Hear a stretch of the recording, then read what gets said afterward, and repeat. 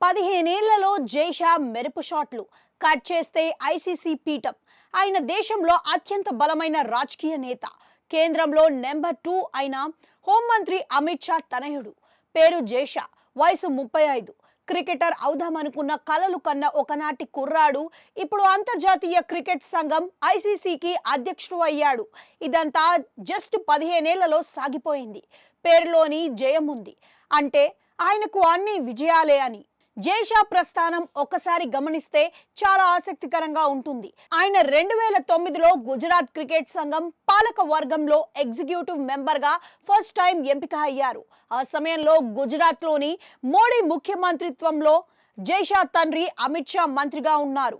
అలా రాజకీయ అండ కూడా దక్కింది అనుకోవాలి. అక్కడ నుంచి అమిత్ షా రాజకీయంగా ఎదుగుతూ ఉంటే జైషా కూడా అంతకు మిన్నంగా క్రికెట్ ప్రపంచంలో ఎదుగుతూ వచ్చారు.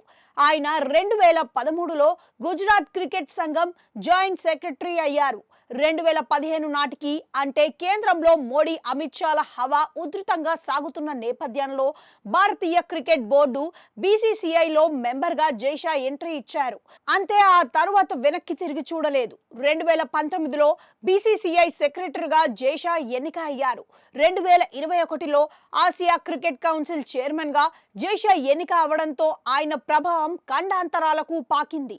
ఇక బీసీసీఐ అధ్యక్షుడిగా సౌరభ్ గంగూలీ పదవీకాలం ముగిసిన తర్వాత రోజర్ బిన్నీ నెగ్గినా ఆయన కంటే ఎక్కువగా జైషానే బీసీసీఐని అన్నింటా తానై నడిపించారు అనిపించుకున్నారు. అలా బీసీసీఐ మీద ఆయన పట్టు సాధించారు. ఇలా క్రికెటర్ అవుదామనుకున్న జైషా ఇప్పుడు ఇంటర్నేషనల్ క్రికెట్ జట్లను శాసించే స్థాయికి ఎదగడం వెనక ఖచ్చితంగా అమిత్ షా రాజకీయ ప్రభావం ఉంది అనే అంటారు. దేశంలో క్రికెట్ రాజకీయాలు కలిసిపోయి చాలా కాలమైంది. బీసీసీఐ ప్రెసిడెంటుగా రాజకీయ నేతలు చాలా మంది పనిచేసి తమ సత్తా చాటారు. ఆ మీదట రాజకీయాల్లోనూ రాణించారు. ఇక చూస్తే బీసీసీఐ అత్యంత పవర్ఫుల్ సంస్థ, ఆర్థికంగా కూడా వేల కోట్ల రూపాయలు ఉన్న సంస్థ, ఉద్దండులు పనిచేసిన సంస్థ. కాంగ్రెస్ హయాంలో సురేష్ కల్మాడి అనే మహారాష్ట్ర ఎంపీ ఒంటి చేత్తో ఈ బోర్డుని శాసించారు. ఆ తర్వాత మరాఠా యోధుడు శరద్ పవార్ కూడా ఈ బోర్డును ఏలారు. ఎన్కేపీ సాల్వే, జగన్మోహన్ దాల్మియా, అరుణ్ జైట్లీ వంటి ప్రముఖులు ఐసీసీఐకి నేతృత్వం వహించారు. ఈ క్రమంలో జైషా ప్రస్థానాన్ని చూస్తే ఆయన అమిత్ షాతో పోటీగా ఒక్కో మెట్టు ఎదుగుతూ దశాబ్దిన్నర కాలంలోనే ఐసీసీఐకి చీఫ్ అయ్యారు. అంటే అమిత్ షా తనయుడు అంటే ఏంటో అర్థం చేసుకోవాలి. తండ్రి రాజకీయాల్లో తనయుడు క్రికెట్ రంగం ఏమిటి అనుకోవచ్చు. అమిత్ షా ఇంకా రాజకీయంగా చాలా ఏళ్లు కొనసాగే సత్తా ఉన్న నేత. దాంతో జైషా ముందు క్రికెట్ బ్యాట్ పట్టారు. ఆ తర్వాత ఆయన కూడా రాజకీయ బాట పడతారు అని ప్రచారం అయితే ఉంది. గుజరాత్లో అమిత్ షాకు ఎదురులేదు. అక్కడ నుంచే జైషా కూడా తన పొలిటికల్ ఇన్నింగ్స్ ప్రారంభించవచ్చేమో.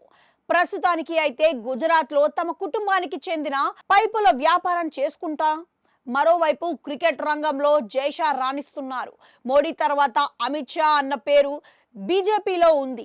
మోడీ వారసుడు అమిత్ షా అయితే అమిత్ షా వారసుడు కూడా జైషా రూపంలో రెడీగా ఉన్నారు అన్న మాట. మొత్తానికి చూస్తే క్రికెట్ బ్యాట్ కూడా సరిగ్గా పట్టుకోవడం రాని జైషా ఇంతలా ఎదగడం అంటే రాజకీయ ప్రభావమే అన్నది విమర్శగా ఉందట. ఐసీసీ పీఠానికే గురిపెడుతూ కొట్టిన జైషా మెరుపు షాట్లు చూస్తే ఆయనకు క్రికెట్ రాదని అనగలరా అన్న సెటైర్లు కూడా పడుతున్నాయట. సో దట్ ఈస్ జైషా అంతే.